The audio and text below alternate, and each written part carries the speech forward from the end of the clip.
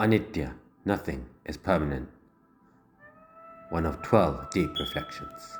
Change is the only constant. Impermanence of this world. The permanence of the soul. The story of the king and the medallion. Prince and the pauper, punya and pap. Life's ups and downs. Not pinning all happiness on castles in the air. Appreciating what we have. Realizing tough times never last, but tough people do. The king was given by a wise man in his kingdom a medallion with a special message within, which he was told to only open in times when he was not sure what to do, what the answer was in that situation. Once the king came upon difficult times. An enemy king attacked and he lost everything. He didn't even have food to feed himself as he had run away from his kingdom. At that moment, so many thoughts crossed his head, even the thought of committing suicide. At that time, he decided, let me open his medallion and see what it says. It said, "This too shall pass." He thought, these difficult times I've come upon, one day they too will pass. Let me keep my strength, keep my vigor. And he built himself back up. He didn't commit suicide, he didn't lose his head.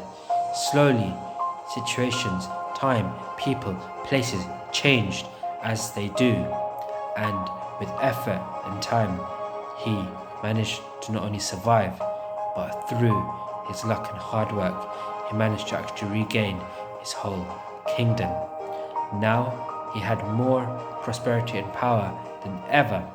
In this situation, he started to lose sense of who he was, where he came from. And one of his prime ministers, also a wise person, said, have a look at this time at the medallion that wise man gave you. Think beyond. The king opened the medallion, which said, "This too shall pass." He realized, no matter how much power, how much prosperity, how much luck I have on my side right now, this too will pass. I shouldn't lose my head in this situation, forget where I am, who I am.